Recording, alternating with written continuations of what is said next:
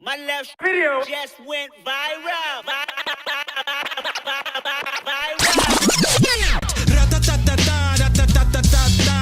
I'ma strike back and take your whole empire.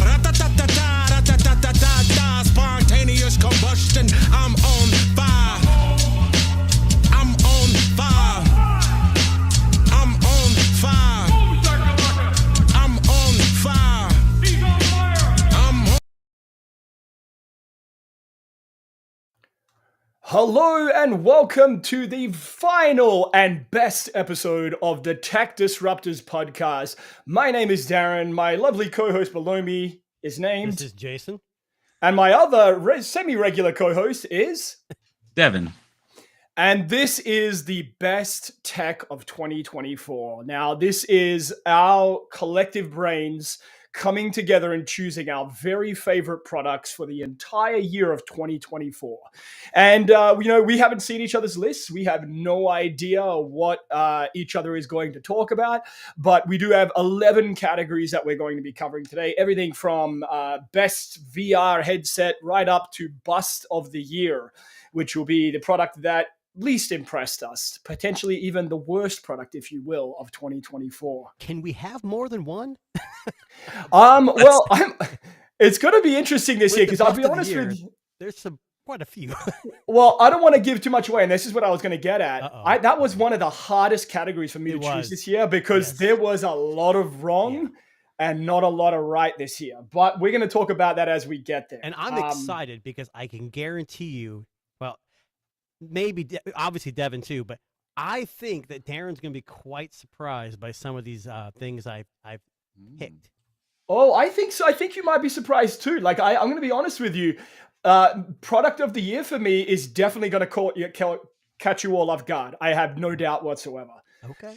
Let's be honest. I think this is going to be the most interesting for me because Darren didn't even send me the categories yet. Yes, I did. I totally sent you the categories. Don't be like, I'm not going to put Devin on the spot like we did with our special guest. I kind of paused. I'm like, oh my God. But I go, no, I remember this conversation. Come on. Yeah. Now, the reason Devin brings that up is because a few weeks back, maybe a month back now, we had a special guest and I threw Devin under the bus. I just said, over to you, Devin. And he had no idea and what I was our ready guest for the question. Like, I'm I ready know. to go, hey, Jason, you're up. And I had it all queued. And then he went to Devin. But that's okay. We've had a very interesting year for 2024. The Tech Disruptors, we did 42. This is our 42nd episode of the year, which is a massive undertaking. And, I can't do any of this without Jason, Devin, and all the people that make this show what it is. And thank you, everybody who watches and listens to our podcast afterwards. We love doing what we do. We love to talk tech. We love to talk about all the things that have impressed us over the year. And this is not like your other tech people's lists. This is our very informed opinion on how we think the year of 2024 went. So we're going to jump right into it. We have 11 categories, and we're going to kind of just riff these. We're going to do these randomly, generally speaking. Jason has his pinky out. He has his drink and is ready. I saw the pinky. Did you see that? Did anybody see that? The pinky came out. Yeah, I got to put the pinky out when you have a champagne glass. So. Well, it's true. I think he's drinking beer out of it, which is hilarious to me, but that's okay. Couldn't find any champagne. Sorry. It's okay. Now, we should mention that all of our award category winners today will get a macaroni necklace made by Jason himself, and he'll be mailing that out in I've even dyed them different colors. So. Oh, wow. That's pretty impressive. He's going to send that out in a bubble mailer so it doesn't get damaged. And if you would like that, just let us know. Reach out to us on YouTube there. Okay, so we're going to jump into the first category here. So we're going to start with Best Smartwatch of 2024. Now, this year in 2024, we had kind of the rebirth, I guess you could say, of Android OS smartwatches. And there were a lot of them that came out that were very good this year. But I'm going to kick over to Jason first. So, Jason, what would be your smartwatch of choice in 2024? And give us your reasons why. Well, first, like you brought up, there's multiple watches, not just Apple, but Android on the Android side. And I was using the OnePlus Watch 2 for a lot of the year. And I did enjoy that watch. But my pick is the Pixel Watch 3. Now, I'm Okay. not going to differentiate between Wi-Fi only, LTE, whatever. But what made me switch was the Pixel software. The battery life is pretty good. Not as good as the OnePlus, but I think just overall, I like the UI. I like the integration Yep. with Fitbit. And I think the problem, I'm not a huge, I mean, I work out daily or almost daily, and I run once in a while, but I'm not a huge athletic person. But what I've noticed was the OnePlus, their software was very lacking in that respect. So Okay. that's and also obviously Pixel comes with the assistant, works well with a lot of like Google Apple. devices. It works Yep. with the ecosystem, correct? Right. Yeah, definitely a good choice. I know last year, I think the Pixel Watch was also on our list last year, which makes a lot of sense because it was a better iteration of the first one. Now, I would say the Devin, first one was probably one of the worst. well, I mean, Pixel yeah, I Watch mean, one, I think right. one thing we can all agree on, I think this year with Google especially, is that they've lifted their game in a lot of categories, and I wouldn't be surprised if we hear from them again. However, the Pixel Watch 3 has been loved by many in the tech community as just being a solid Android OS smartwatch that just basically pairs perfectly with the Pixel. Devin, over to you. Yeah, so there's a couple of these categories that I really have not had a ton of experience with this year specifically. I've very much been getting into a rhythm with some of these things. Like I had my previous smartwatch to this one for almost 4 years, Wow. Right. Okay. and then I finally bought a Pixel 9 this year, so I upgraded to a Pixel Watch 2. Actually, it's what we Right. ended up buying, and it's been honestly great. The only thing that I don't like about it is the battery life. Is Okay. not great, but I'm also, again, the watch that I had before this was actually a hybrid smartwatch, so Okay. the battery life was like 2 weeks. So the Right. fact that I have to charge it, almost every day is not ideal. But I did a bunch of looking. I did a bunch of research leading up to this, and I'm really like looking up. I don't think there's a different watch that I necessarily want to try over this right now. Okay. Um, So it just really is the best for you in 2024. I think it really is the best for me. I mean, yeah, sure a Pixel Watch 3, would be great. But I, like you said, I love the I think the software is great. I do appreciate the Fitbit integration, all that stuff too. I grew up on Fitbit, right? Like that was all my first Yeah. smart devices outside of a phone was all the Fitbit stuff. So I really appreciate that. And yeah, that's the watch I'm using at least until next year. Okay. So Now, Darren, before you give yours, yeah. one benefit with the Pixel Watch 3 over the Pixel Watch 2 is they have two sizes. And I think that's what gives the benefit to the Pixel 3 battery life-wise. They Yes. optimize the software. I think the Pixel 2 has almost identical software as the Pixel 3, but I think having that, 45 millimeter, whatever it is, gives you that little extra, 30 milliamps or whatever it is, but it makes Yeah. a big difference. And I get probably about, I want to say probably 30 hours, maybe a little more, depending on how much I use or what I'm doing that day. But yeah, I agree. Pixel Watch 2, 3, fantastic devices. Okay, so like you guys know, I've kind of walked away from the smartwatch world a little while back, and I've been using for the last 2 years a Whoop 4.0 fitness band. However, that's not my winner this year. So Jason already alluded to this earlier on. My choice for smartwatch of the year is the OnePlus Watch 2. Now, the reason that I chose the OnePlus Watch 2 is all around when it comes to things like build quality, battery life, and just feeling on the wrist. And I think that for me was the biggest thing. The Pixel Watch 2 just kind of checked all the right boxes. It looks good. It has the sapphire screen, so you don't have to worry about scratches. It was light enough that it wasn't cumbersome, and I felt like I could wear it out and not feel like I'm wearing a kiddie watch to a business meeting. And I had I know when I had the watch, I had like a dot matrix like clock display, which was very minimalistic, which I loved. And to this, like, I'll be honest with you, if I was going to go out and buy a smartwatch again, I would probably pick up the exact same smartwatch. It was the one for me that kind of turned me back into the smartwatch world. I've since gone back to my Whoop, and that's only because I do rely upon the fitness metrics of Whoop, like recovery and stuff. So that was my smartwatch of 2024 was the OnePlus Watch 2. Interesting, because the OnePlus 2 also had that new hybrid where it had two different not CPUs, but two chips that would alternate to save and a battery life on the OnePlus. If it wasn't for the software, and I know it's got Wear OS, I'm talking about their separate app. I would be all over the OnePlus 2R as well, but it's just that software integration that I wasn't a fan of. Yeah, it wasn't 100% perfect. I mean, for me, it was being able to respond to messages and take calls. That's kind of like, I wasn't relying upon the fitness stuff. Like, I wasn't even relying upon the fitness stuff when I had it on my wrist when I was working out. I think at some point last year, I kind of didn't care anymore about fitness metrics on smartwatches. Not that they were bad. I just realized I wasn't looking at it. Like, the Whoop stuff is easy to open, glance at, and go, I didn't sleep well last night. Cool. I'll try to sleep better tonight. And that's all that really mattered to me. So that's kind of why I gravitated towards Whoop and kept it in that ballpark. All right, let's move on.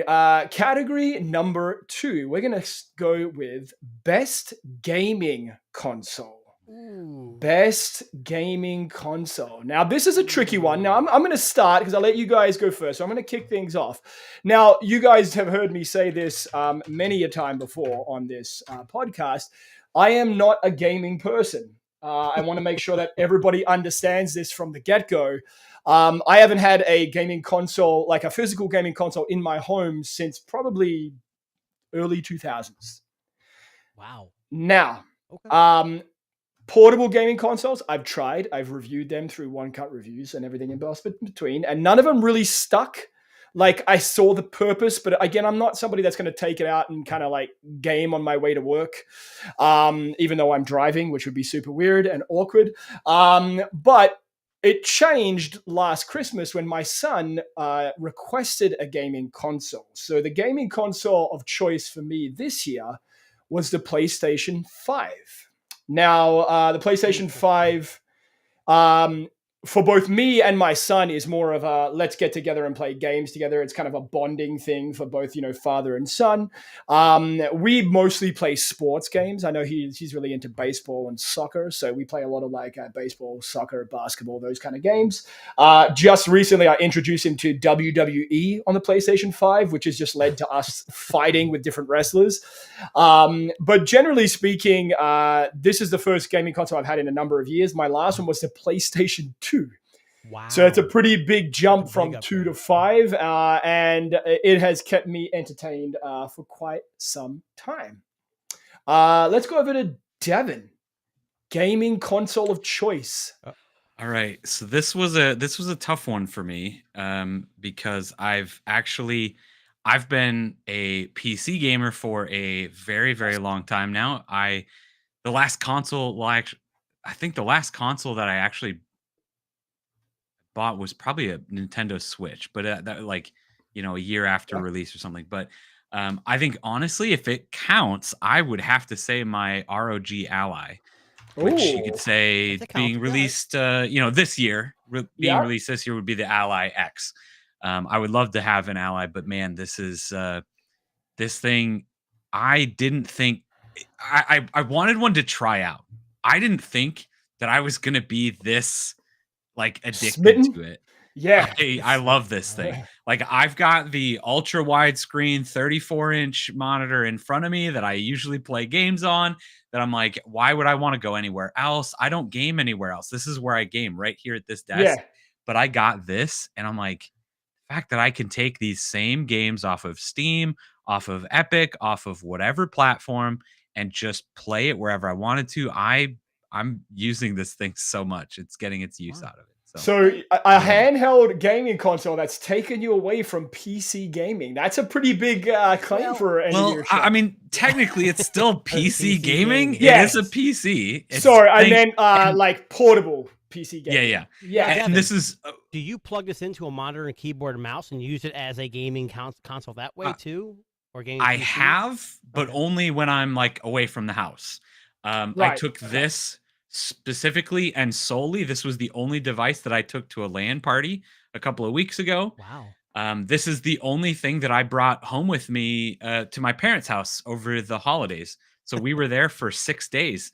This is the only thing I brought with me. Oh wow! I didn't bring anything else. So I actually did. I did bring something else, but I was gonna leave that for later. Okay, we'll leave that. We'll leave it as a surprise. Let's not reveal the big secret. Yeah. Over to you, Jason. Best gaming handheld / console. Well, I'm with Devin.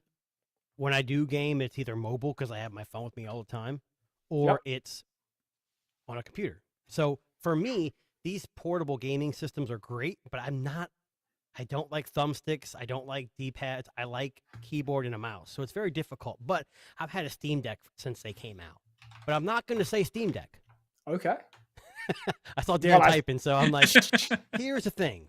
So I could say Steam Deck, Ally X, the Legion Go, all these things. But I did purchase a device that came out this year. It's the Ambernic RG556. It's an Android gaming device that has it's a touch screen, but it's got D-pads and everything, and it's a retro gaming device. And it has, it can play everything up to, I want to say, I think Game Boy, GameCube, PS2, PSP, all the way down to your Atari, Nintendo. And on their website, I don't know how legal this is, you can actually buy it with a 128 gigabyte card. It comes with like 5,000 games. Wow. So I'm playing, Hit and Run on GameCube, Simpsons Hit and Run. I'm playing Mario Brothers. I even had some Wii games on there. Oh, like okay. Mario Super. So that's my pick for 2024, just because it brings back the nostalgia of playing older console games. And that's the main reason. It does have video out. You can plug it into a monitor if you wanted to, and all kinds of stuff. It does look pretty awesome. Like I like the transparent one there. I don't know if that's that's an the one option, I have, the blue one. It's yeah. The problem with these the only problem is they use like these weird chips that aren't super powerful, but they're just enough to play the games you want. And it's basically a skinned Android, so you hit a button and it goes into like an emulator mode where it shows you all the consoles. It has it's a really good device. Ambernic's been doing it for a long time. I know Devin's probably heard of them. They just released a bunch of new devices, but this for a while was their flagship. It's like $180, I think.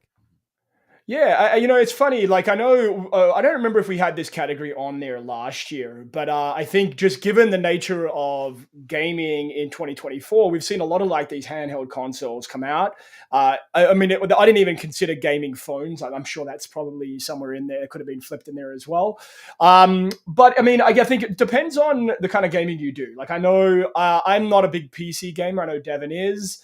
For me, like if I create the world's greatest gaming PC, I know for me personally, I won't leave my office. It'll just, I will be there forever. Right. And that's why with the PlayStation, I know if I have it hooked up to my TV, which is just across from me here, if I want to watch TV, I got to stop playing the game. Right. So that was my like, I need a stopgap. I need like a ripcord button to like get out of the gaming world. Cause I'm one of these people that will try to finish games cause I'm a 90s baby. Right. So, I'll try to get locked into a computer game or whatever game you can get. I mean, I know for me on a computer, absolutely, you're locked in for a long time. Yeah. Yeah. And I know when I was, Devin's trying to help me out with a gaming PC I'm building right now. Yes. So. All right. There you go. All right. Good. Yes. Okay. That is best gaming console. Now let's flip out of gaming for a second and let's talk about the best smart home device. Now, the best smart home device, this is a new category that we're doing this year, but I should just basically kind of give you a little description of what a best smart home device may be. It is a device that you would use in your home regularly that has connectivity and smarts about it to make your life easier. Okay? That's the simplest way to describe it. So the Tesla robot. That's what So you like said, the right? Tesla robot, right? That would They got make a lot 4 of of 'em. sense. Now, Jason, I'm going to start with you on this one. Smart home Interesting. devices. There are lots of smart home devices out there. So, what is your choice for best smart home device? So this is gonna probably cause some controversy somewhere along the lines if you do follow smart Is home this is it devices. a sex robot? It's a sex robot, isn't No, it? it's not a robot Okay. at all. It's Okay, got it's making Amazon sure. Astro, Again, which I do don't have. spoil future Oh, sorry. Future Yeah, come on. shows. Yeah, sorry. no, yeah. Sorry. The next category is best So product of the year and that kind of. I've been a huge fan of Wise devices, and Yes. every so often they have they release a bunch of new devices. Um, they're not. I wouldn't say they're the best company in the world. They've had their issues, but I've been a I mean, I have mostly Wise smart devices. So my smart home device of the year is the Wise Wireless Duo Cam video doorbell. So you might be asking, wow, everyone's got a doorbell. And I think it's a EUFY, is it UFI, or I don't know how you pronounce it. They I got have it. one as well. So there's an alternative Yep. to this. But if you're in the Wise ecosystem, it's a video doorbell with 2 cameras, one pointing straight, and then if you see down at the bottom, one pointing down. So Oh, for me, this is okay. amazing because when packages come, you're obviously notified. But Wise also has AI, so it recognizes people as long as it will show you pictures and you can label them, and it will allow you to hear if it hears a baby crying, it'll notification of a baby crying, a police siren going off, packages at the door. It's I two-way like that. audio, and it's Yeah. fantastic. And I think it's pretty. I don't know what the price off the top of my head, but it's pretty reasonable. And it can run off. It's got battery installed. It's a battery operated. They give you two-way tape. You can just tape it to the wall and it'll work just fine. Oh, It'll wow. also run off, Okay. which is how I have it. I have an older home, so I have a wired transformer. So it's running off power at the house. So that's my pick. It's one of the best devices I've ever had. The clarity is great, and I love the fact that you can see packages exactly where they're at, and if someone takes them and everything else. Now you're talking about mailed packages, right? Just making sure. Yes, well, you could see other packages too, I guess. Just making Depending sure, on the because I person. mean, yeah, Does I the mean, AI pick that up and notify you? It does notify you of a delivered package, but not a Right. package that Darren's insinuating. right. Okay. Well, mine just goes in through the bottom of a box. Now, and I just handed just to a side note, it comes with a chime, so it's a digital chime. Okay. Yep. I noticed recently there's an update where I think you can use it may integrate with your mechanical chime, which I have one. I haven't Yep. messed with it because the chime's loud enough in my house. But yeah, so I think it's what I don't know if you're looking at. I think it's like what $80 or something. It's pretty It's reasonable. very reasonably priced. The Yeah. Eufy one's like $150, $120, but there's no subscriptions. Now this does have an SD card slot, so you don't have to pay for a subscription. But Yeah. Wise does have a subscription service if you want to go down that route. Right. Okay. Impressive. Looks good. I like it. Now for me, I'm gonna go a little bit off script a little bit here, because when I No was way. thinking of best home product, I legitimately wanted to pick something that I felt changed the way that I did things at home. So I have like Google Smart Speakers, and I have all of that stuff. But when it comes to simplicity and what this does, I chose, and I got to get the name right here because it's a bit long, the Roborock Q Revo Robot Vacuum and Mop. Nice. So I don't know did I have that up? I had that up already, didn't I? Let me double check this. Oh, sorry. I've heard good things about Roborock vacuums. So Yeah. So this one here is the Roborock Q Revo. is that you on the couch? That's me on the couch. Yep. I know I look amazing. Now, okay, so let me explain. And when I try to explain this to people don't quite understand how far the technology of these like RoboVacs has come. So this one is especially unique because not only will it vacuum, but it has spinning mop heads to mop the floor. It will self-empty, self-wash the mop heads, self-clean the actual device itself, and even dock itself.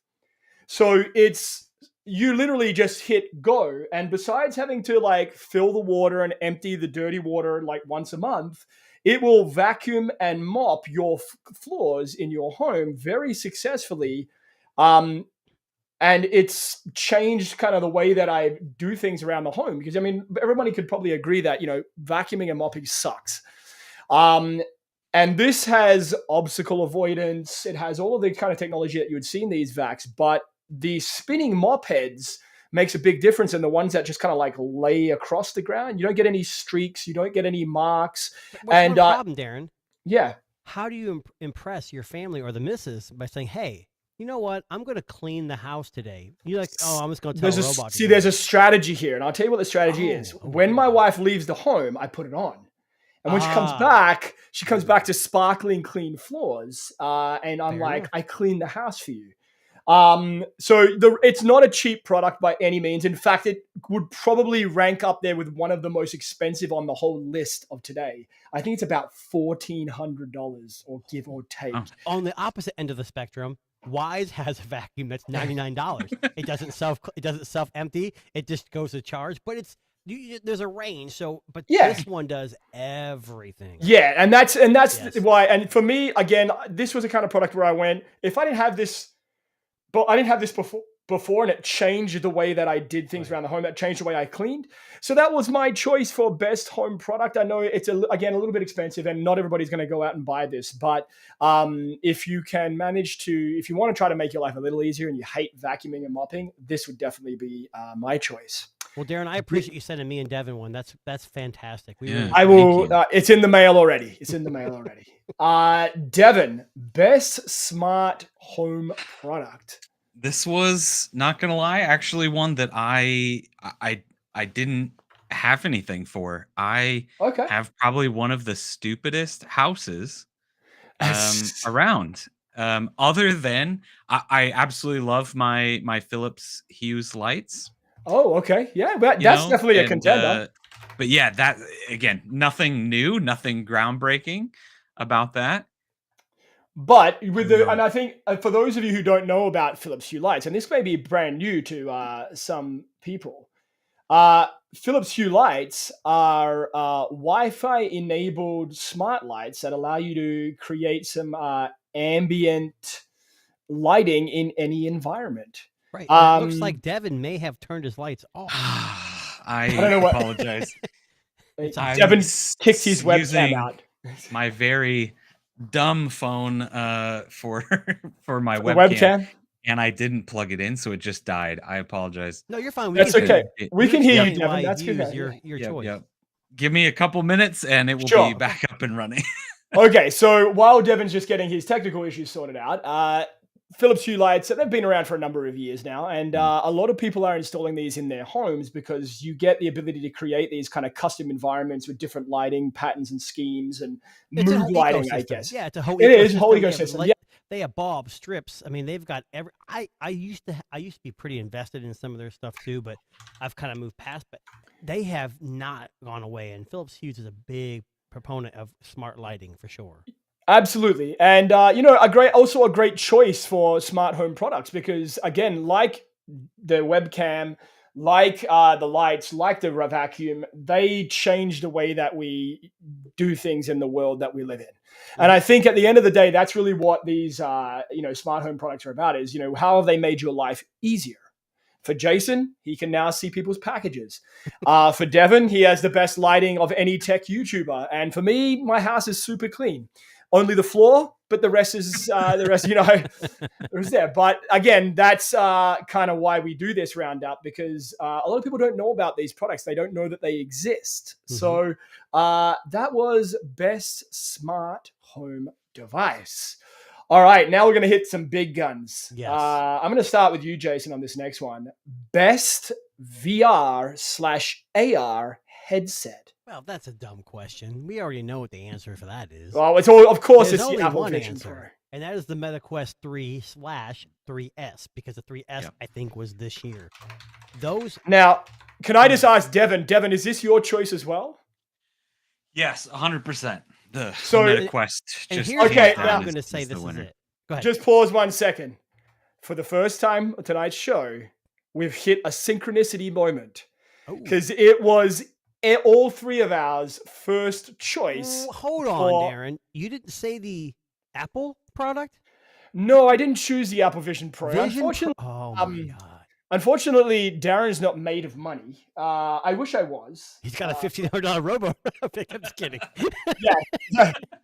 He spent all I his have a money on a vacuum $1,500 cleaner. RoboVac. But when it comes to spending money on the Apple Vision Pro, I feel like there are better ways to Yes. use said product. So And, the reason why I picked the 3S is because the 3 is a little more expensive, and that's the one I use. But the 3S came out, I think, at what, $299. I will be yes, honest with you, with the pass through, my kids have been playing Gorilla Tag. I don't really get into that. That's more of a VR Yeah. experience. But I've been playing a lot of the AR experiences. There's a one I just installed it, Wonder Wall. I Oh, think yeah. it's called, where you can actually like you create a whole community on your walls, and there's little people. It's an amazing game. Not only that, you can physically plug your VR headset into your computer and use Steam VR or virtual desktop and virtually play. Right. I'm telling you, so the VR headset standalone is very powerful. It's got the Snapdragon X something 2 or whatever. Yeah. It's a very good processor, but it's still a mobile processor. So in that respect, it's a great device. But if you ever want to go further and have more fun with like Half-Life Alyx or any of those kind of games, you just download virtual desktop. Yeah. And there's little to no, as long as you're Ethernet plugged in on your computer, so you have faster response time. There's little to no delay, and it's amazing. And if you're gaming, if your PC is, capable enough, Yeah. it's Devin's amazing. is. There's so many options with this. It really is. Whereas Vision Pro, why I didn't pick that is because it's limited. It's It's Apple, Apple's- and Apple's not yeah. known for gaming. I know they say the iPhone whatever is ray tracing and whatever, but PC gaming, VR, there's no other headset out there that I would even pick.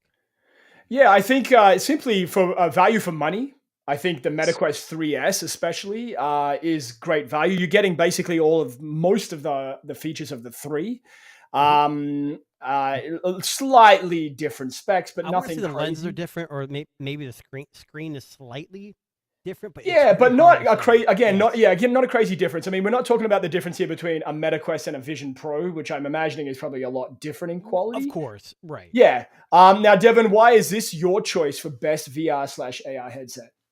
Yeah, you already said it. The value is just there. Nobody else can beat that. And I think too the ecosystem, just the amount of games available, the ability to jump in and play any game, like they make it so simple. Yeah. And Have you ever played the another introductory games like oh yeah.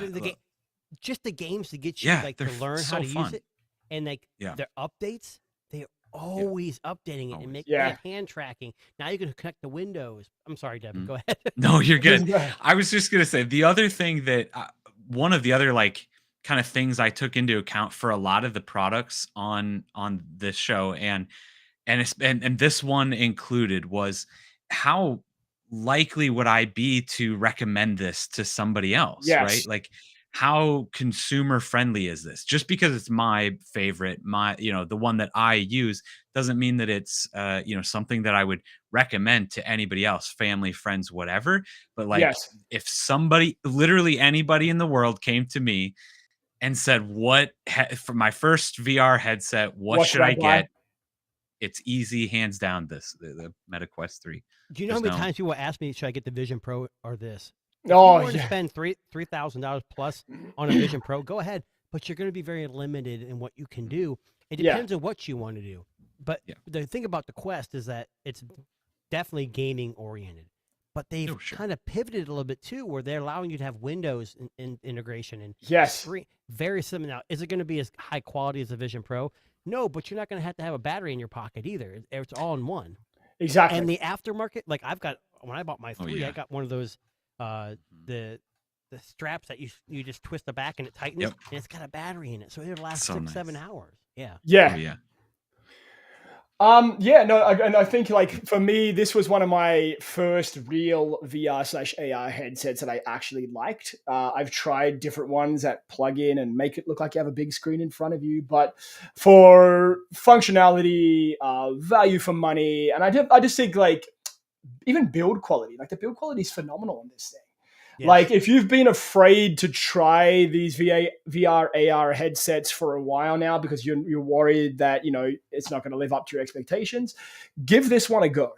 The MetaQuest 3/3S is definitely our synchronized best choices of best VR/AR headset Now, of 2024. This is an award-winning show. Like Yes, this is true. We're giving away awards. Let me say that macaroni necklaces. Macaroni necklaces in for the all. world of AR and VR, we have Vision, we have MetaQuest. Pimax makes some stuff that's pretty good too. Google just announced their Google AR OS, and there's rumors that Samsung and Google are working on it. So this is going to be an ever-evolving category, and I'm glad for it. MetaQuest is way ahead, but Google's got the chops to turn this into something. Oh, yeah, absolutely. And I think, I honestly almost feel like Meta and Google should just team up and like get that OS on there. I don't know if that's ever going to happen. You want to beat Apple at their own game. Wants to be Zuckerberg. He's not going to want to join anybody. Honestly, to be completely honest, I really think this is one of those categories of product that's going to get way worse and way weirder before it starts to get better. Yeah. I really kind of feel like we've the hit VR this headsets like that came plateau. with the Samsung phones? Do you remember that? Yeah, they used to plug in. I thought it was a fantastic way to get somebody into VR. The Google Cardboard. Yeah. Daydream. Now, I think Samsung had leaps and bounds better everything, but they should bring that back. I even agree with that. I think that was a wasted. I guess if it doesn't make financial sense, they gotta. Well, I mean, I think we can all agree that the Vision Pro is just out of reach for most people when it comes to like VR. Except for tech disruptors, because we make so much money off this. Yeah. And I mean, look, there are people who manage to get their hands on it through other means, which we won't go into again. One of my favorite stories of 2024.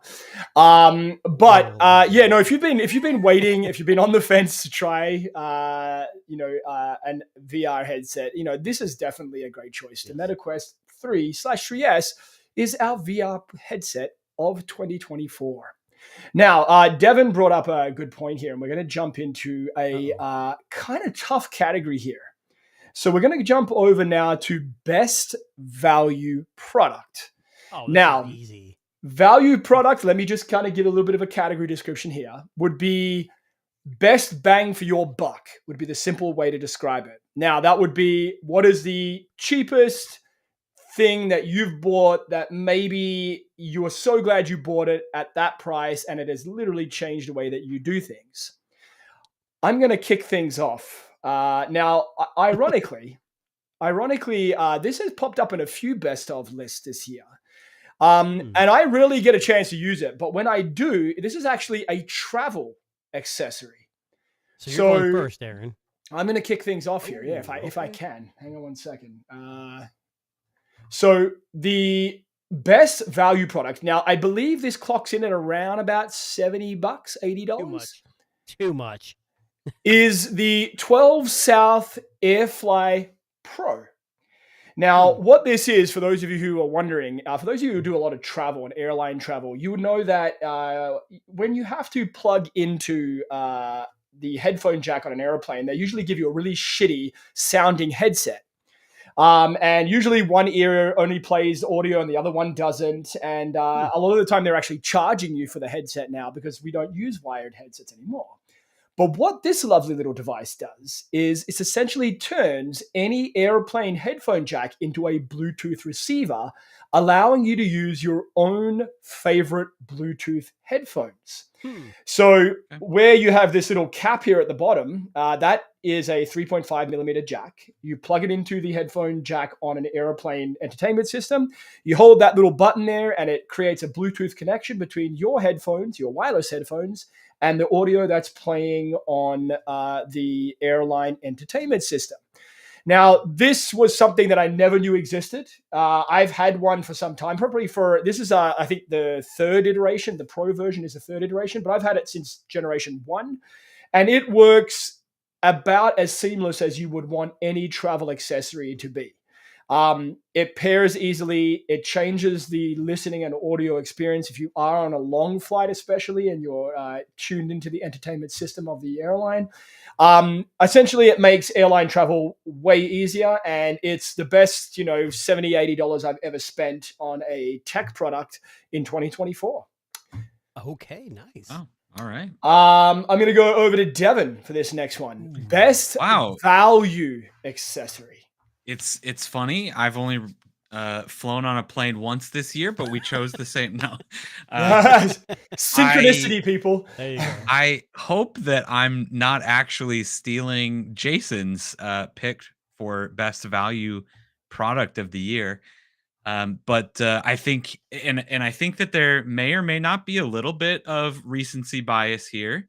Okay. But I really do think that the Intel Arc B580 is absolutely changing graphics cards, and it's Devin, going to be that's not such my a choice. disruptor. That's not my choice, but that's one hell of a choice if you can get your hands on one. Yep. Now, yep. okay. Now, Devin, hang on a second before you jump in. What's the retail price of said product? If you tell me like $800, I'm gonna No. change it up. $249. Okay, that's pretty good for like what it does. Now Darren, tell everybody that is so watching. I'm working on building a PC, and I'm basing it on this graphics card. The Right. problem is it's so good. Sold out. It's It's sold out. scalped everywhere now. Of Right. course. Right. Yeah, and I really think that if this is, I think the biggest thing about this is if Intel comes in to this market space, that Nvidia and AMD have been literally the only two competitors in this space, ever, like since graphics cards were a thing. Like they're the only two. If Intel can come in with this kind of quality product, the benchmarks and the testings, obviously this is a longevity thing, right? But like, they released their first line of graphics cards last year. They were kind of like, okay, this is fine, but they've turned out to be really solid, really great graphics cards for the price. And Intel came out this year and just announced those, released them earlier this month, and like everybody is going crazy over them. Yes. The power is there that Intel said was going to be there. Wow. We're talking entry level to mid level 1440p gaming for $249. If this is the kind of the Nvidia 4060, which is relatively around $299 up. Yes, for sure. It's in the normal graphics card world right now. It's in that like $300 to $400 price range of power, like easily. If this is the kind of energy that Intel is coming into this with, one, the graphics card community has been lacking budget for years now, and competition. They're just they're gonna take over with cards like this, and it's really gonna change some things up. So this is it's a crazy choice one. So let me throw this out here. If anybody can help me get my hands on one of these at the $249 price, I would be super appreciative, because I'm trying to build this PC. I've got everything but this. I don't want to do RTX 4060. I'm trying to walk away from AMD and NVIDIA. My thing is if the 580 is this good, what's the 7 series going to be like? Yeah. And what's the price? Intel's got a good advantage here. Price per performance, they can really kill it and get some heat onto NVIDIA and AMD. Now, Jason, am I under the assumption this was your choice too, or have you got a better choice? Okay. So what was your choice for best value product of 2024? So mine was a smartphone again. Okay. And I've owned this phone. I don't have it at the moment. It's the CMF by Nothing Phone 1. So here's the thing. Slab phones are boring. Foldable phones are getting boring as well. And they're all expensive. If you want to get a good phone, go buy the iPhone 16 Pro at $1,000, S24 $1,000, Pixel 9 Pro, whatever, 900, whatever it is. This came in at $200. It had I couldn't even tell you anymore. The MediaTek 7200. 100, yeah. I think Great processor, beautiful screen. Cameras were probably the worst part of it, but they weren't terrible for the price. And the kicker was that back. You see those 4 or you see three, or there's 4 screws and a little round at Dial. the bottom. Yeah. Those come off, and you can replace the back. That little round gray circle at the bottom can have accessories like a lanyard. It can have a kickstand. You can have magnetic. You can screw on a wallet, and the even better is that the community has developed 3D printing for this. There's so many things about this. It's modular, work. but it's Yeah. not.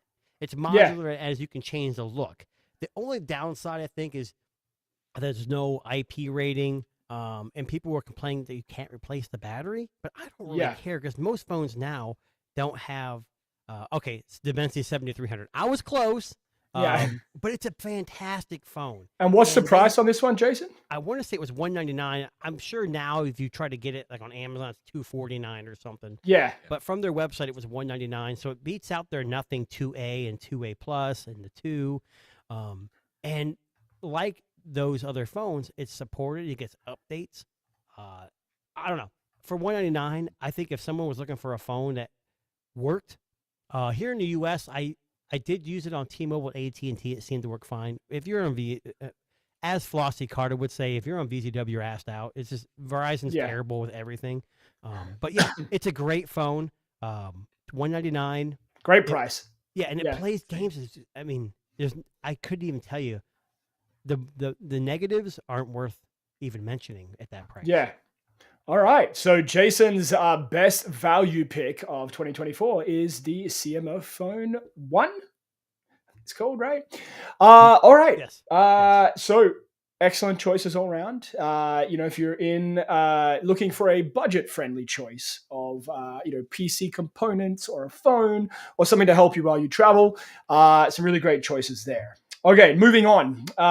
We're going to the 6th category of today, and we are going to talk about the best headphones/earphones of 2024. And Devin, my friend, you are kicking things off on this category.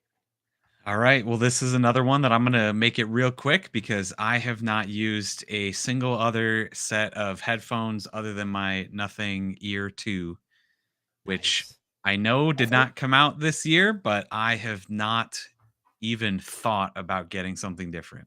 I have the Ear these. Ones, so and they're great too. They're great. Yeah. Okay, so that's where I'm at. I apologize. No, it's okay. I'm just going to pull up the image now. For some reason, but Devin, we understand that. Like me and Darren had a conversation. Like a lot of this stuff, we want to make sure that we've actually used.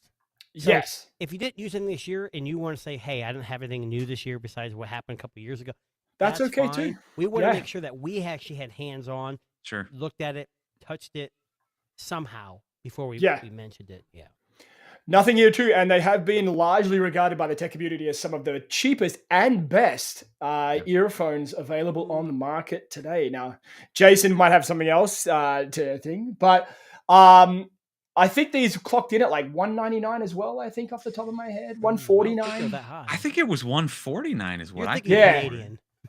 Well, Canadian, it's $1,000 for a pair of earphones. So, but no, definitely a perfect pairing with the Nothing phone.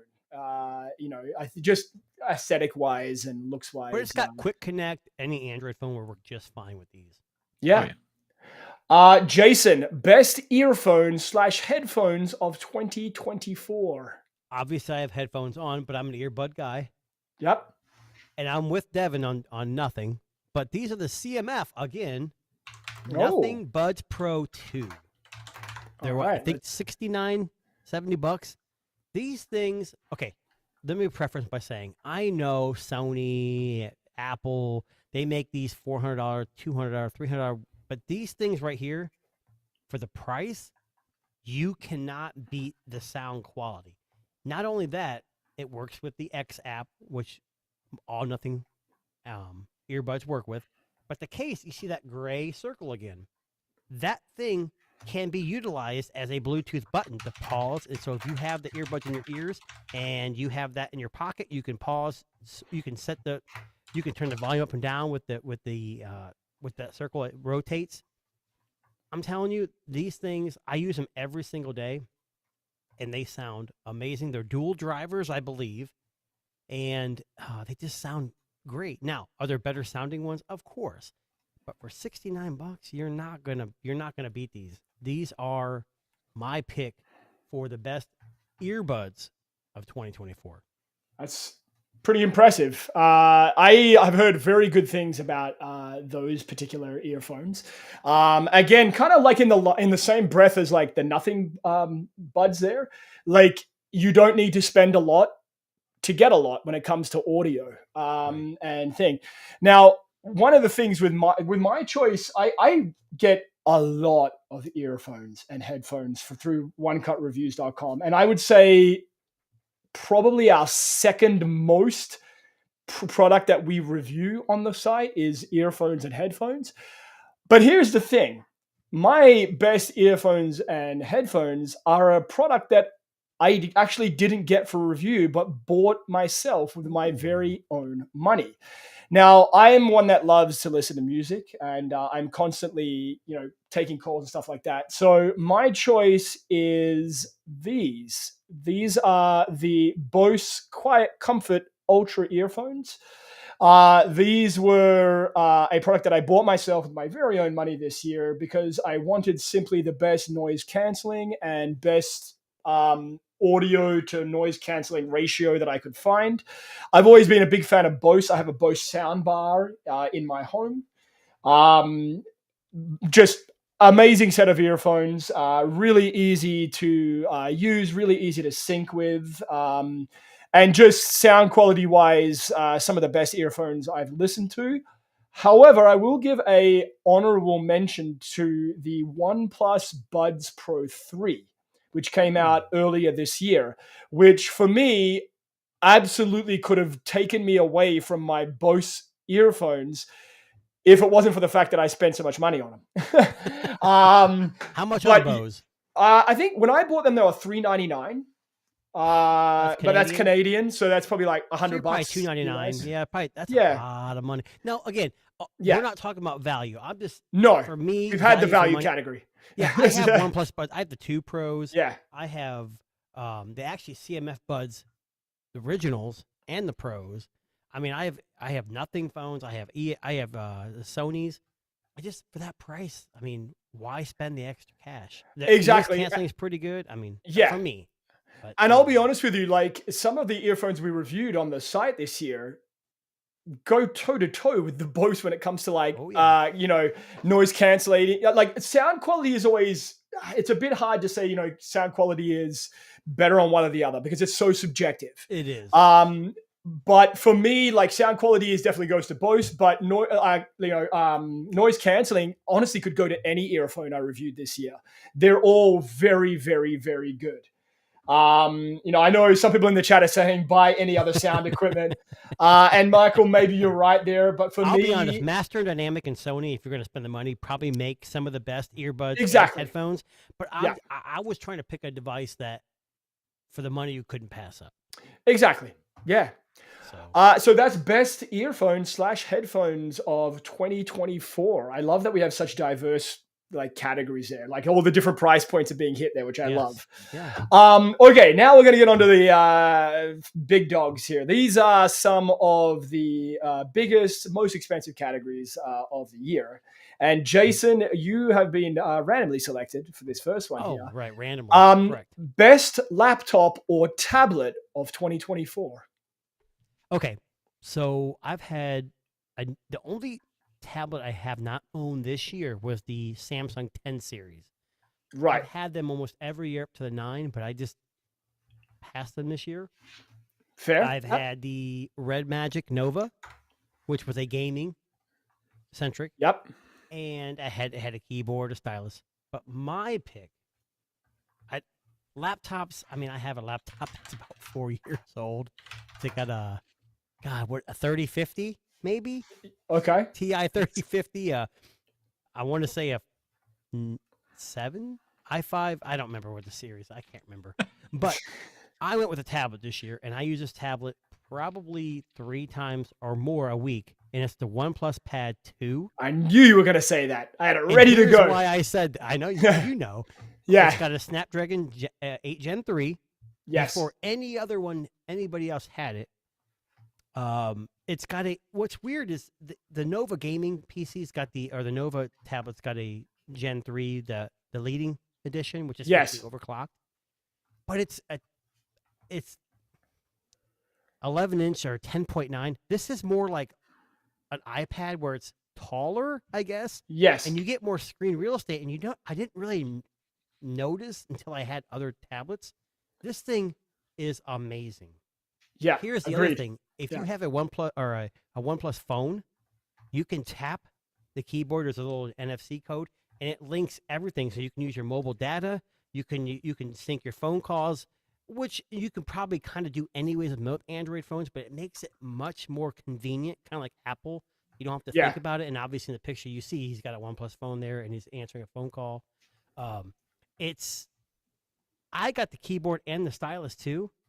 I got a deal when I ordered it. It's just an amazing device, and it's what I think I was like maybe $4.99, $3.99. I can't remember what it was, and it came with either a keyboard or a stylus for free when it came out, and then the other one was 50% off. So like I got a keyboard for free. You got an amazing deal there. Yeah, and the stylus was like $50. So it's like you Yeah. can't pass that up. Now I'm not a big stylus guy, but I've tried editing videos on this, and granted, it's a little more difficult on a tablet. But with that stylus, it makes it that much easier. The Snapdragon 8 Gen 3, I know it's not the elite, very powerful processor. It can game. It's got 4 speakers. It's just an amazing device. And I think if anybody was looking for a tablet outside of the iPad, which I'm kind of over with the iPad. What's the iPad? I'm just kidding. I'm just saying, if you're looking for something outside of the iPad ecosystem, this is the tablet you have to buy. Absolutely. Yeah. No, the OnePlus Pad 2, I know I had it as well this year. And again, I'm not a big tablet guy. I don't use a tablet as often as I probably should. But when it comes to speed, screen, and usability, I would argue this is the best Android-based tablet that's out currently. So is this your choice too? No, it's not. It's You not. son of We'll a get to gun. my choice in a second. But this would have been, if I was going to go with a tablet instead of, I went with a laptop this year because I went a tablet last year. But if I was going to go with a tablet, this would definitely be top of my list too. Now, the question is, what was the top of my list? Now, I reviewed a ton of laptops this year. Now, I'm going to kind of steer to the one I'm using. The one I've chosen here is the laptop I use absolutely every single day. This is the one that I carry with me to work. This is the one that is quite literally the one that's beside me all the time.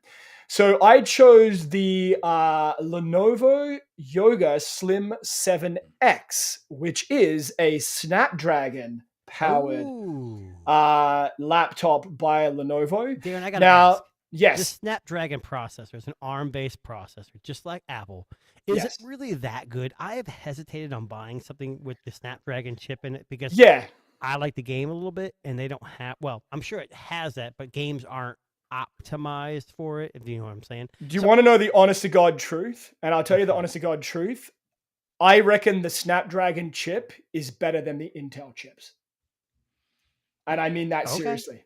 I have never had an issue. Devin's like, really? No, I know, Devin. I know you're probably not thinking no, but for me personally, someone who basically is doing a lot of word processing, watching a lot of videos, doing a little bit of editing, stuff like that.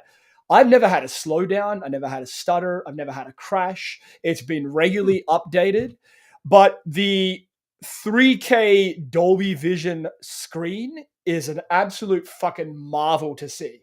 Really? Like it's an amazing screen for a laptop. It gets quite bright too, which is really good. Right. And just generally speaking, like the specs are great. It's Wi-Fi 7. Mine has a terabyte of storage. What's the price on something? I have right now. I think it's 15. Like, I have no idea. So Canadian, it's $15.99. Which $1,200, $1,300. It's a $1,100 laptop. And Devin might disagree with this, and I'm kind of with Darren. We are doing the reviews based on our use cases. Yeah. So if you're not a gamer and you're not a hardcore, I mean, it's like the iPad Pro.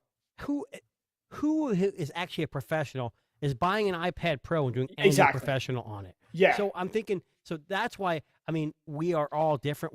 We're all choosing different price categories, different items. So I just want to preface Yeah. by saying that I really want to try one of these, any of these ARM-based Snapdragon laptops, but the Yeah. first time around failed miserably. That's Yeah. my biggest concern. But people are Yeah.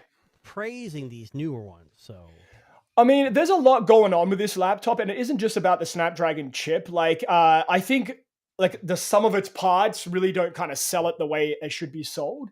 Like I said, it has worked just as well as any Intel-based laptop I've ever used. But again, that screen, the 1080p front-facing camera, like it's a lot, and it comes in this amazing blue color. Like it's like a cosmic blue, I think they call it off the top of my head. It's just a beautiful piece of hardware. Really, really, really good piece of tech for me. And that's the laptop I use every single day without fail. fair enough. Devin, over to you. Best laptop / tablet of 2024. All right. Well, this might surprise you. As long as it counts for this category, I'm going to again go with my ROG Ally or the All Ally right. X. It's a mobile device. It is a mobile it device. is- Yep. So not only is it the only new laptop, well, I've used a handful of different laptops, like all my different, I've had like 4 different work laptops in the last like year and a half. But the only other actual laptop, if I had to go with a laptop, I would definitely be getting the ROG Zephyrus. My Yes. wife stole my G14. It's a 2022 model. Oh my gosh, that honestly, using that, the trackpad and the keyboard and just the weight of the device, the size of it, everything is the first time I have felt a laptop and said, this is actually, I like this better than a MacBook. I have never Wow. used a laptop and felt that way. I don't like MacBooks, but I'm saying I've Their ordered hardware's MacBooks.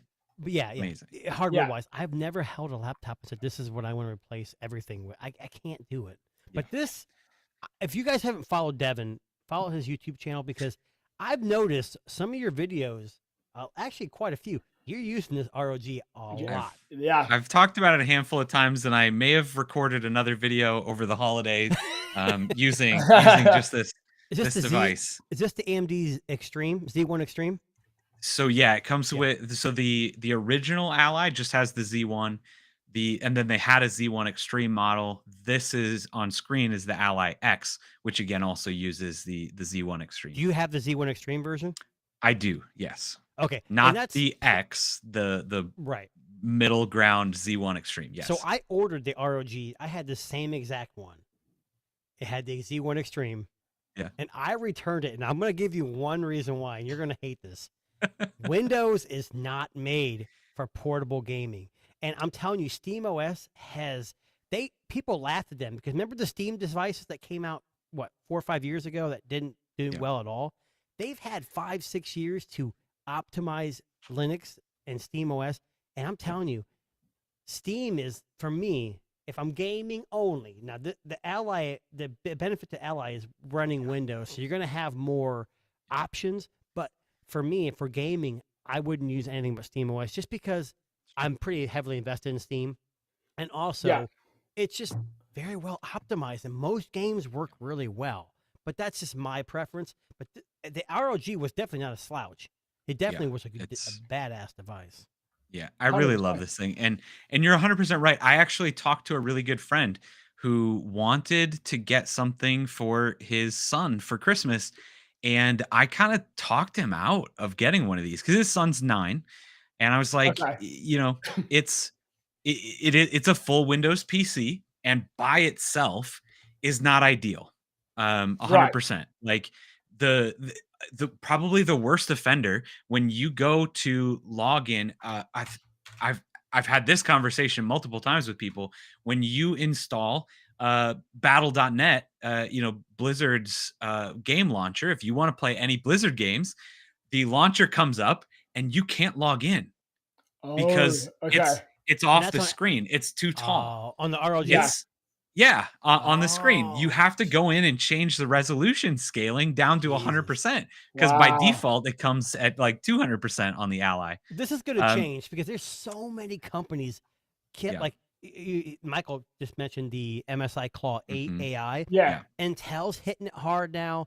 All Yeah. these companies, it's going to be a big difference. Steam, I know this is off topic, Darren. I know we're trying to get through this. No, it's okay. Go. Yeah. Steam has just, they're, at least the rumors are, they're going to release this OS to any developer who wants to use it on their devices, which I think is because they're going to make money off the games.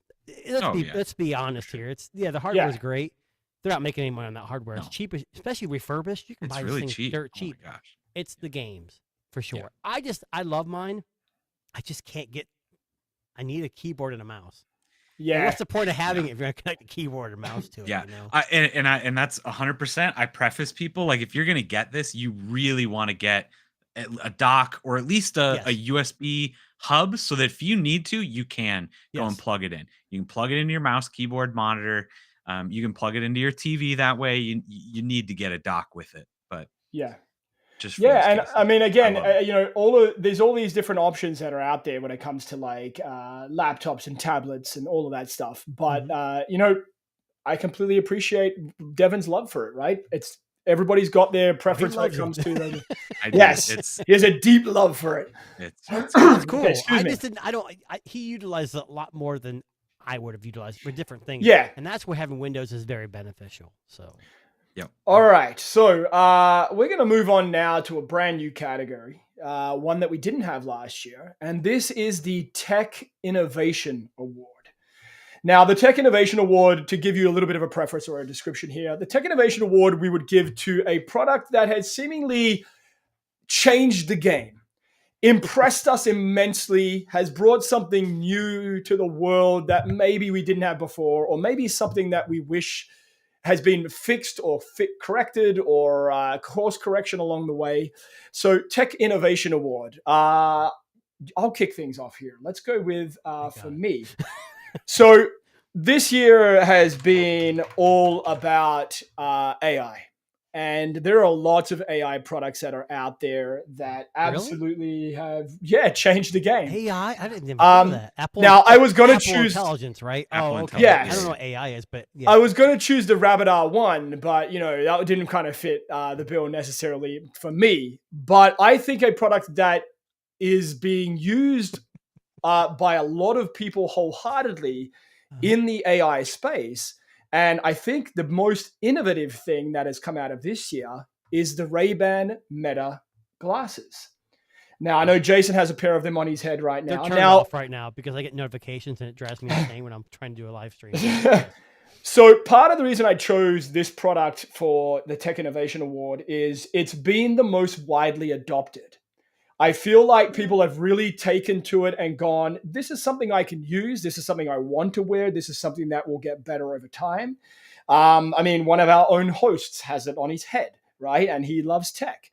Comes in optical sunglass form. There are different styles, but more importantly, it has the ability to give you some AI smarts into your world. So for me personally, the reason I chose this product is because of its adoption. How many people have been buying and wearing, and I've seen this so much around that I feel like this is probably one of the more innovative products to come out of tech in 2024 that has been welcomed by not only the tech community, but the average consumer. Mm-hmm. Over to you, Jason. Oh, okay. Well, you guys are going to be awfully surprised by this. And okay. So my Tech Innovation of the Award of the Year is something that probably has not been well received initially. Uh-oh. And you already mentioned it. It's the Rabbit R1. The Rabbit R1. All right. And before you start laughing and saying, what the hell? This thing has come a long way. So since launch, yes, agreed. So we're not talking about Humane AI where they dropped the ball. It was telling you things it could do that it just couldn't do. Yeah. Now with this thing, not only does it utilize the camera to do AI processing of anything around you, identifying things, you can change the UI by just saying, hey, make a matrix style UI, and the whole thing changes. You can change the voice of the assistant. They've added games where in that picture you see a rabbit with headphones on. You can now play a game where you can collect hats and things to wear, and they're rare and not rare. It's fun. It keeps you engaged. The only issue I had with it recently was it links with like Spotify and DoorDash and I'm trying to think of some other AI. What's the one that does music? Sora. Sora. Oh And yeah. I noticed on the Rabbit, it's called the Rabbit Hole, like their website. When you log in, it's Of course saying it that is. that stuff's actually going away. Like, hey, Right. it may not be connecting much longer. Which I don't know if there's a better plan to integrate Okay. stuff without having to log in. I don't know. But for me, this thing has never let me down. It's done everything it's said it's going to do. Maybe not initially, but for $1.99, I mean, it's fun. My kids grab it. They turn the camera on. And they say, "Hey, make me a Lego character," and it turns them into a Lego character, shows them on the Awesome. screen, and then I can download it and give it to them. Music, pictures. I mean, it does. Do you think we'll get a large- Gen 2? Well, maybe. But the Okay. biggest thing was people said the biggest selling point to this device was, hey, you're going to be able to teach this thing to do things for you. I Yeah. think it's is it large action model or whatever, Yes, Lamb. Lamb. Yeah. And now it does. You go to their website, you log into your rabbit hole, and you can teach it to do things. So you can say, hey, Amazon, go buy me the cheapest paper plates, and it will do it for you and put it in your cart, and it does all Huh. that for you. It's Wow. amazing device, and it's cheap, and it's unique, and it's got It's it's got a special. large following. It's growing. People still Yeah. don't like it because of Humane, but they're two different devices. Okay. So Rabbit R1, I knew we were gonna have it on here somewhere. It might pop up again a bit later You knew on. I would but have it on there. You knew. I me? I knew you would have. I You knew know, you would it's have. funny. It I on just there. moved it upstairs too. I don't have it with me right now. So That's okay. All right, Devin, most innovative tech product of the year. All right. This actually might have been the hardest category for me outside of Ooh, just okay. not knowing anything. But at first, I was like thinking about it. I'm like, there was nothing innovative this year. I'm like, what would, there's just so many things that are iterating at this point. Yes. We're getting to such a peak in technology. And then I finally started brainstorming and thinking of things. And I'm like, man, there's a lot of Yeah. really good things. There's a lot of really good things that came out. So I've got a bunch on my list. I've got a bunch of things that are like honorable mention worthy, I think. But I actually ended up putting the CMF Phone 1 as my innovative product of the year. Ooh, award number Um, 2 for CMF. All right. yeah, that was CMF. Let's play. it was a extremely close second on my value piece, value award. So I'm very glad that you gave that to it already. But for years have been wanting fun phones again, and Mhm. Yes. they are just trying everything. And I hope that that every single other company is seeing how well this kind of stuff is working and how appreciative some people are with these kinds of devices. Like I got when they announced like the dial, the modularity, I got You- so excited. The He was all in. colors, oh man, I like Yeah. And this then the wait is list to getting one was impossible. Oh, yes, yeah. 100%. Yeah, I couldn't get one. I lucked Yeah, I into tried. one. I seriously lucked in Yeah. and got one. Yeah. But like all the accessories were sold out. But Yes. it's not just the phone, Devin. Like the Yeah. Oh, yeah. the Watch Pro 2 is circular. Exactly. The bezel comes off. And you can I have the Watch Pro 2 and I don't use it because it didn't have RCS integration. Now it does. I gave Yeah. it to my daughter because she Oh, has a yeah. nothing phone too. And she goes, "Hey, can I get any different colors?" I ordered her for I think $14. The new blue bezel and blue Yeah. wrist straps. And it's Yeah. like Yeah. it just twists off. I mean, Yeah. CMF and nothing have been doing this lights, the glyph. I mean, people Mhm. think it's a joke, Yeah. but it's what does Apple do? What is Apple Yeah. doing? Exactly. Yeah. Change the So color. it's different. Yeah. Yeah, this All right. is awesome. So Good I love choice. this stuff. CMF has 3 awards now. That's pretty good. Yeah, that's your third award. I'm Carl, sorry. is I it Carl forgot about Pay? that. We need to get him on here. Yeah, well, listen, those macaroni necklaces are going to be coming in hard and hot there, okay? Man, so Carl Pay take- definitely wants a macaroni. No, He not absolutely hot, does. not hot. That ruins Oh, them. That- sorry. Yeah, yes, they'll be sorry. too. Yeah, they'll fall right Yeah. off. We'll keep them Exactly. cold. Yeah, We won't boil them at all. room temperature. All at right. least. Tech Innovation Awards. Now we are down to our final 3 categories of this year's show. And we are going to jump over now to the best flagship smartphone of 2024. And Devin, you are first on this one here, Okay. buddy. All right. Well, I'm going to make this one again a little bit easy. This is another one that I very, very much thought about. So after everybody is coming out with all of their best smartphones of the year videos and all that, watching them, Yeah. I really, really, really, really do believe. I saw somebody else mention this too, but it makes so much sense to give awards based on region too, right? Yes. Like, yeah, okay, 100%. the Oppo or the Xiaomi, whatever, might be the best phone of the year. Yeah, like there's lots of phones, but if my parents come and ask me, if my next door neighbor says, "Hey, what phone should I get?" I'm not going to say, "Well, the best phone this year is one that you can't get." Right. I'm not going to do that, right? Exactly. So for me in the United States, it's the Pixel 9 Pro XL. All right. Sounds- So, I mean, it's I had kind of pretty easy pick, so. I anticipated that. Yeah.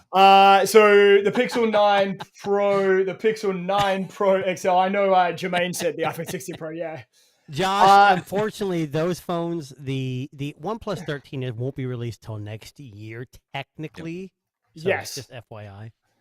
So the Pixel 9 Pro is definitely a contender for Phone of the Year, if not Phone of the Year. I know it didn't make a lot of Phone of the Year lists for a lot of Which these. is tech people, surprising. which, and again, for somebody that follows a lot of this stuff like myself, I went, "What the fuck? Did you forget about it? Yeah, Like, what exactly. happened? Like, why didn't this make anybody's list?" But arguably, in North America, we'll say in the UK, in wherever, I think this is probably going to be a lot of people's first choice. There's just a few based- reasons it's not sold in, right? They're probably Yeah, of some course. I reasons. think a lot of in some of the areas, I think China it's not sold. There are a couple of areas, Right. India Well, maybe. China, nothing's sold. Yeah. No, it's Google services. Smoothness, Yes. simplicity of use. The Android phone you would give to mum, dad, grandpa, grandma, Exactly. brother, sister. And I hate to use this term, and you've heard this before. It is the iPhone of the Android world. Yep. And Absolutely. that's its biggest selling point, besides its amazing cameras, which it I'm also. not going to touch that statement you just said, but yes, you're kind of correct. Yes. Yep. All right, Jason, best flagship smartphone. Now, just for the record, Jason and I get hands-on with a lot of smartphones. This is the toughest category for me as well. It's because the there were toughest category so for many. me, but you have to take a step back. So I live Yeah. in North America, I live in the U.S., and yes, the Vivo, Oppo's, OnePlus is sold in the U.S., but Huawei's and whatever else out there, Blackview, all these companies sell decent to great phones, but here in the U.S. we have to import. And as Michael just said, the OnePlus 12. Again, we talked about this off air. OnePlus is a fantastic company. The problem is they make bad ass phones, but they get lost in the sea because they don't have carrier agreements. They don't have advertising here in the U.S. At least not that great. If they were like Xiaomi here in the U.S., they would sell like hotcakes. But anyways, my pick, I'm with Devin. It's going to be the Pixel 9 Pro XL. Now, I know Darren's like, what? He's probably a little surprised by that, but no, just hold on. I understand. I own this phone, and here's what's great about the Pixel 9 Pro XL. It doesn't have the fastest processor, but to me, it has one of the best camera systems out there, one of the best video systems out there. Granted, I'm not talking about comparing it to iPhone. And they do something unique. They support it for 7 years? Yeah. And they do feature drops. So, slab phones get boring. Now, Darren, I know we talked about this earlier. Oh, no, I agree. Slab phones get really boring. Yes. But what Pixel does is they do feature drops. So they introduce new things, and whether you use them or not, it's making the device just a little bit more exciting. Yeah. A little bit more smart.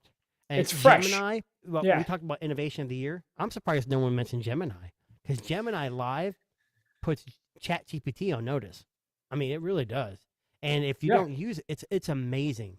So if you're an Android user, and if you're an iPhone user, the hell with iPhone, jump to the Pixel. You will Yeah, not be dissatisfied, and you'll have more smarts than you ever thought Siri would ever have. And 100%. that's my pick. All right. Now, for me, it's a priorities thing. So I live in Canada. Things are very expensive here. I usually, if I'm trying other phones, it's whatever someone's selling on, a local marketplace. I do.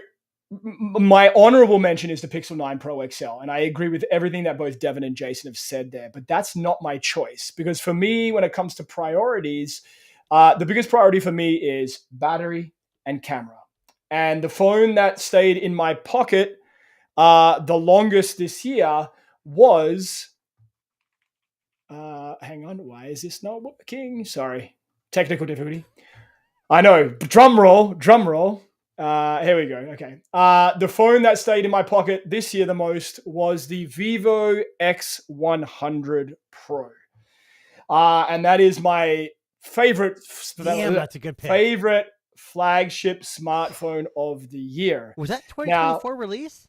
it was, yes, I believe so. I hope so. Fuck, that's when I got it. I thought it was But January. I think you're right. Might be right. January. Now, for me, this stayed in my pocket for about 7 months. Same here. It made me sell my Pixel 8 Pro. It Yep. made me shelve my iPhone 15 Pro Max, which is still shelved for the record.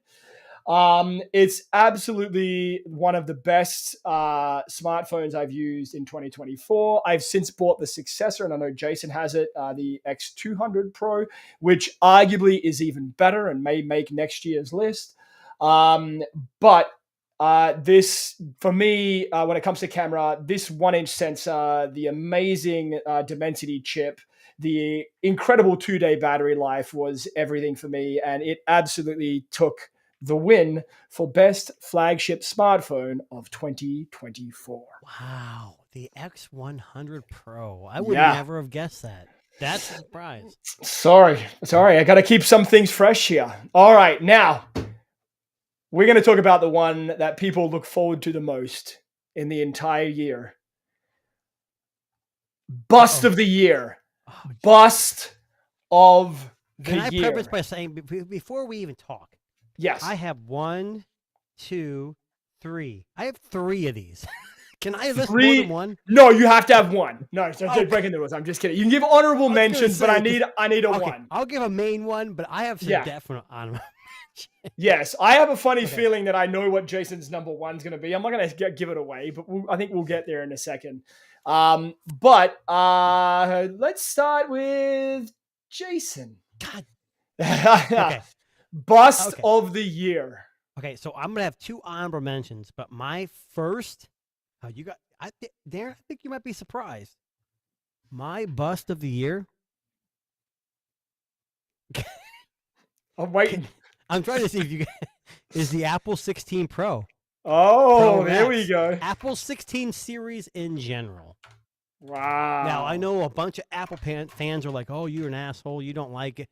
Apple. I have a 16 Pro Max. I still have it. It's not with me right now. Here's the problem. It was released without Apple Intelligence. Now I know Android does this a lot. They release products and they get better with updates. But Apple has never done that before, and they did it with this one. The Apple 16 Pro series is nothing better than the 15. It No. really isn't. And if someone asked me if they should upgrade, if you have a 13, Yeah. you need to stay with 13 because Apple has lost its innovative touch, and the cameras are good, the video is good, but you have to have more. And again, I use Android and Apple, and coming from mainly Android devices, I feel like the iOS 18 experience is so much more convoluted than the Yeah. Pixel Android 15 Absolutely. experience. Yeah. People, if you tell me you swipe left, right, up, and down, there's like 16 different menus, different system controls. It is ridiculous. It is not the same Apple that you buy your grandma or your mom that Tim Cook tells you to do. To me, that is the biggest bust of the year. Yeah. and I'm not What gonna. was your honorable mentions there, So my Jason? 2 honorable mentions were the Humane AI, Yep, obviously. which I thought might have been top, but And that's if you've okay. noticed, they've pivoted to some Cosmos OS AI Yes. thing, which is good. They're trying to stay relevant. And then obviously the Apple Vision Pro. Vision So Pro, Apple's just killing. They're dying this year. The Vision Pro was a huge leap, but Yeah, it wasn't what Tim Cook wanted. They wanted glasses like these with screens and everything else, and it just didn't work. And the technology isn't there yet. It's Yeah. there. We know Meta's working on it, but it's just not there. So those are my biggest one is the iPhone 16 series, yeah. and Humane AI and Vision Pro. Well, Hate for me if you me, want. no, I'm not going to hate you. I completely agree with what you're saying. For me, it was also the iPhone 16 series as bust Holy of crap! the Are you year. serious? Absolutely, yeah. Wow. So the Now, hold on, Barry, iPhone. did you think I was going to say iPhone 16? No, I thought you were going to say Humane. I thought Humane was going to Oh. be top. So there you go. I thought the Apple Vision Pro. That was my second choice. That was my honorable mention. But Okay. what everything Jason said there. The iPhone 16 series is not worth upgrading. Do not waste your money. This is the first year in 5 years I didn't upgrade my phone because I didn't see any tangible difference to upgrading to the 16 series. To be honest with you, it's as much as there are Apple fans out there, it is a bit of a joke in the tech community. Like it's almost like the black sheep of the family this year, which I Unless kind you're of find. MKBHD, it's the best camera Well, system. it's the best camera, of course, yeah, but it's a little bit of the black sheep Yeah, for sure. of the family. Like there's a lot of great phones out there this year, and this one just didn't do enough. I think a bit like Samsung, and you could arguably say the S24 Ultra might also fit into honorable mention here. Hasn't done enough this year. It did To more kind than of Apple, I believe. That's why I didn't Samsung did include it. better. Yeah, Samsung Yeah, did better, for but sure. Apple, I honestly feel like they just went, let's just release the same phone again. Oh, wait a second, we're gonna do something different. Let's just throw a button on the side. Cool. A button Which that is doesn't work all that well. terrible. I have not used it once yet. Yeah. And that's the problem with this phone is aimed at the general public. And when Yeah. you make a big choice for like adding a button, people got to be on board. Now, I'm not saying it's not going to catch on. And Yeah, it might. we know that if it doesn't catch on, they'll quietly just say, like they got What rid of the button? switch. Now it's a button, Yeah. right? The action button. Yeah. So it may be changed. But yeah, I agree with Darren 100% on this. Yep. All right, over to Devin. What is your bust of the year? All Bust. right. I don't want to be the bandwagon jump on Apple here, but Good. the Apple Vision Pro for me Oh, was there we go. just not where it's at. Okay, so not gonna lie. No, I feel like No, I'm this not laughing might at be you. I'm more laughing of at this a comment. I might be it might have been more of a personal thing for me, but I got really excited when Apple was going to release their AR VR solution, right? Because once Apple does something, it becomes mainstream, right? Right. Yes. They were the first. All I could think is everybody thought the iPad was so stupid when it was Yes. released. Why would you want one of these? Right. I remember when the AirPods were announced and people couldn't stop talking about the earwax dripping out of your ear. Look at how stupid those look. Nobody's going to wear those seriously. I remember when the first person walked into my office building wearing AirPods and everybody just was staring and laughing, right? Apple has this way of just normalizing things across culture. The normal generic public, right? They have a really a way of normalizing it. And I got so excited that I said, okay, here it is. We finally made it. Here's This is the one. the VR. This is it. Yeah. Yeah. VR is finally going to come into its own. And yeah, this might not be the product, but Apple is going to normalize it. And this is what's going to be the big breakthrough for VR. And it's going to get really, really good now. And I get that innovation takes time and I appreciate what they're doing, but $3,500, it was a lot of money. Ended up being just a joke. And I don't think it did anything they definitely to help. Like you, Devin, you nailed it exactly. They said, hey, or Apple, whatever we do, except for the 5C, they really haven't had a whole lot of busts, right? So No, we're thinking, that's exactly hey, right, we're gonna yeah. release this and everyone's gonna kill it. The first thing I thought was, why is there a screen on the front? We don't want to see your fucking weird fake eyes. Then Yeah. it's like, hey, let's put a battery in your pocket that Yeah. lasts 2 hours. It doesn't. It's a good idea. So I think Tim Yeah. Cook again, he wanted more, but it was taking so long. They just pushed it out to make a profit. They are what, $4 trillion now company now. I mean, Yeah. they're doing something right. I'm just saying this year, Devin agrees with the Vision Pro. Me and Darren said, hey, the 16s are just blah. Yes, Yeah. Michael Pepper tech this. Hey, they released the M4 Max. Okay, but desktop wise, I'm not an Apple MacBook guy ever. So I don't like Mac OS. So for me, it's not a big deal. But I think Windows PCs still dominate the market just because of businesses. Yeah. Yeah. Well, there you go, guys. Busts of the year. Well, there's the Apple iPhone 16 series and the Vision Pro from the same company. I think that's a first for the Tech Disruptors end of year show for the bust to be from the same company. So there you go, right? Crazy. Yeah, for sure. All right. Now, final category, the biggest category of hold the on. year. I have a couple extra categories. Did we miss something here in the fold? Get it? The fold. Did we have that on there? Shit. Now you're I making me added the second guess. fold of the year. Maybe I'm. We had best flagship smartphone. Was that not the same category? No, I put best foldable because I don't think that was the same. Oh, thing. you want to That's put a bet? fine. That's fine. We can, No, we don't have to well, do it. let's go right now. Let's ad lib it right now. So, best foldable. I'll riff off the top of your head. Go, Jason. I'm going to say the Pixel 9 Pro fold. Here's Devin? why I say that. Now, Hang on. Wait a second. Devin. I did not. I had the original Pixel Fold Right. for like 2 months, and then I traded it in. But for me, it's pretty easy. The Xiaomi Mate XT, the trifold, again, just for the innovation, just for. Wow. I mean, nice. you can't. No Google Play services. That's the Again, only... I mean, I haven't bought it. I've not kidding with tried you. I'm it, just but kidding like with you. that's the kind of stuff that I want to see. They're doing a lot Hold of on. things right there. I think. Well, so Josh just said not the V3. So here's my reasoning for this. I live in the U.S. I don't get Honor. I don't get Huawei. I get Samsung. I get Samsung, Apple, Motorola. I get very limited, and I want to import them. So I just said the Pixel 9 Pro because it was 10,000 times better than the Pixel Fold 1. And you say, Absolutely. well, I never owned one, but I used it for 3 months. It was lended to me by somebody. I can't mention any names, but it was an amazing device. The only issue I had with it was it just wasn't powerful. Yeah. Yeah, fair. Yeah. For me, and I mentioned this to you, I've mentioned this to you guys before, the Honor Magic V3 is the best foldable there is. I will fight people on the hill about that one. Slim. I'm coming to your house right now. We're going to fist fight.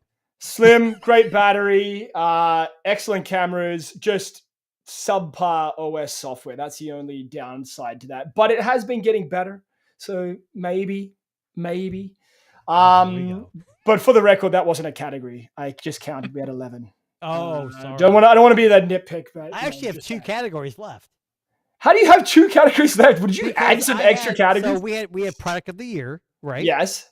And I have an honorable mention, which I'll link with product of the year because it's something we need to talk about, and it was amazing. So, all right. Well, Jason, we're going to start with you then, buddy. What is your product of the year? It's a smartphone. Oh. And can you guess what it is? The Vivo X100 Pro. The X200 Pro. Oh. Now this is weird because out of all product of the year, this just came out. Yes. Now, so I don't know. Like he sold his 8 Pro when he bought the 100. I sold my 9 Pro because of this phone. Yep. This thing is, and I imported it. It's a global version. It works on T-Mobile 100%. I don't know about AT&T. I do have an AT&T SIM. I haven't put it in there yet. I would imagine the biggest issue I'm going to have with AT&T is no RCS, but if you live outside the U.S., you don't give a shit about it anyways.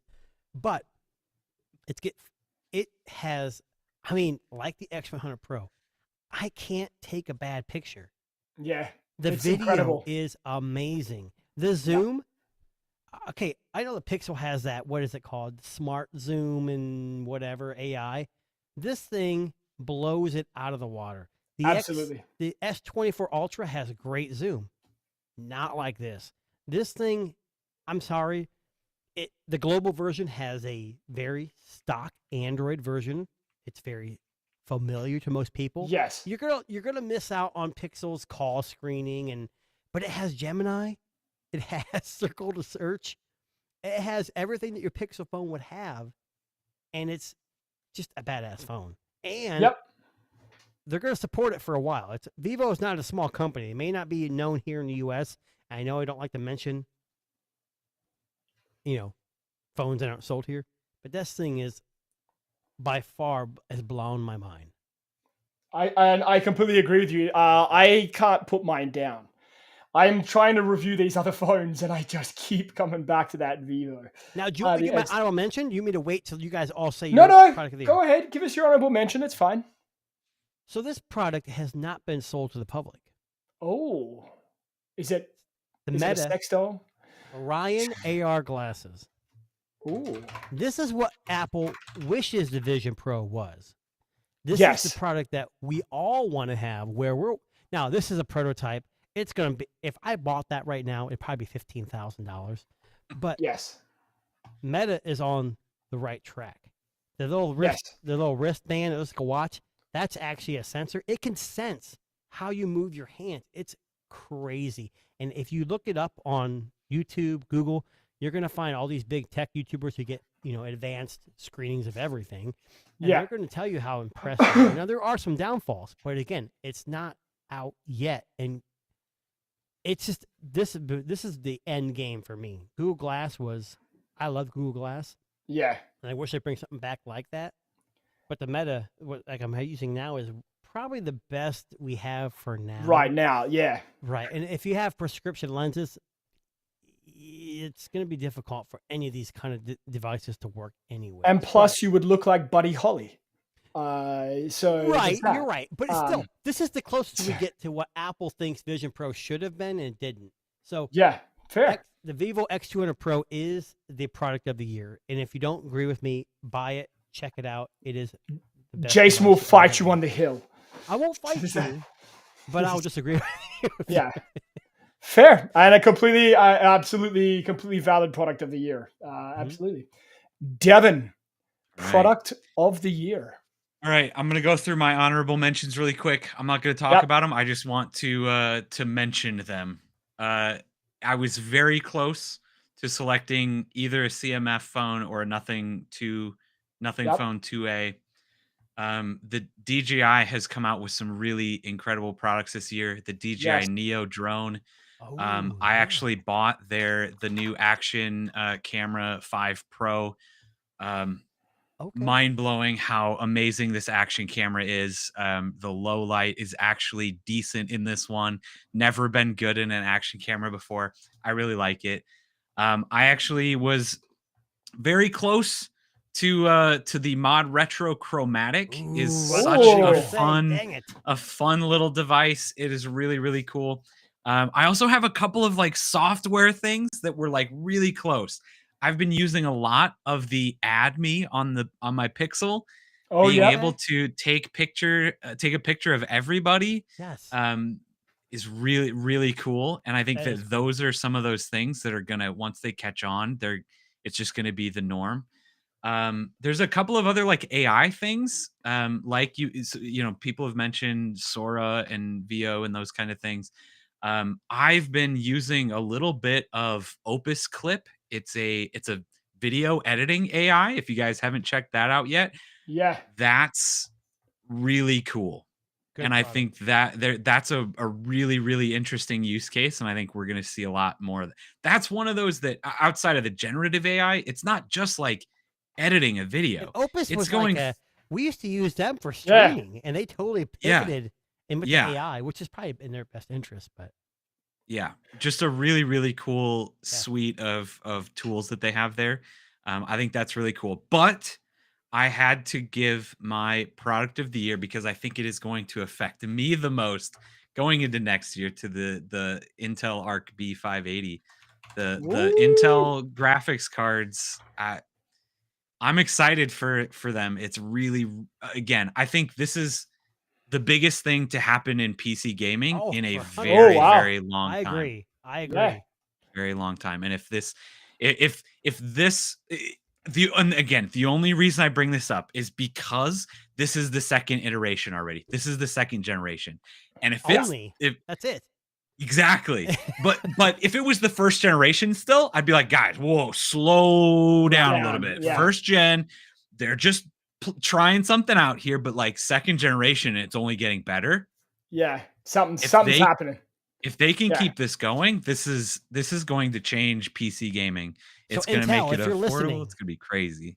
Yeah. I can't speak for Devin, but I am dying to get this 580. I know they're going to have more versions, 24 gig. There's a 24 gig version on, I think this is the picture you're showing. Is they're going to have a 24 gig version, whatever. I just want the 580 12 gig Intel version of this so I can build this damn PC that's kind of cool. It's like a micro PC SFX. I mean, it's going to be kind of cool. And I just, come on, Intel. Yeah. Yeah. All So right.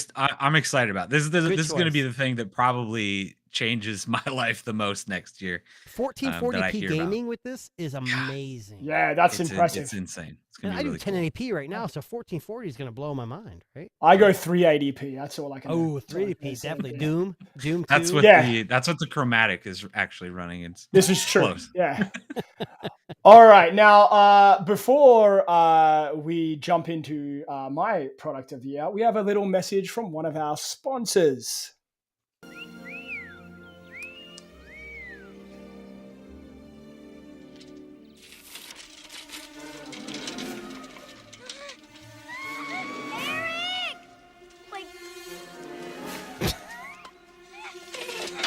I totally kicked Aaron out. I can't stand this.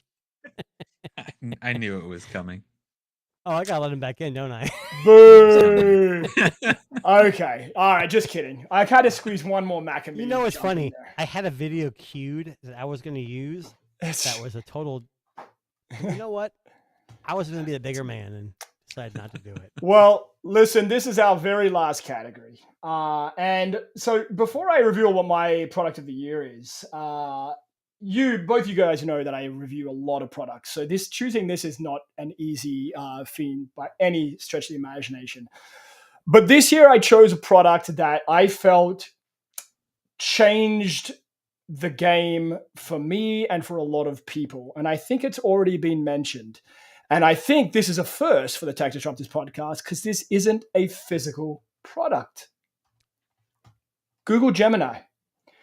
Google Gemini absolutely has changed the AI game for the better. It is much better than anything Apple has produced this year. It is much better than anything Samsung has produced this year. And it is scarily good at this point in time in 2024. And if you're not already using Google Gemini and you're curious about what it can do, it can literally plan and shape and change your life in a very positive way. The live to speech function is like having a best friend in your phone, which for, some of you that may be watching, you may need one. But, because they probably don't have an AI friend. They don't have an AI friend. And listen, got the AI friend necklace, but not all of us have that, But we talked about the friend AI necklace earlier this year. Now that would probably be, ironically, an honorable mention, but not nearly as good as Here's Google what's funny, Gemini. Darren. You put Gemini Live into the friend AI. Yeah. Best product ever. Oh, absolutely.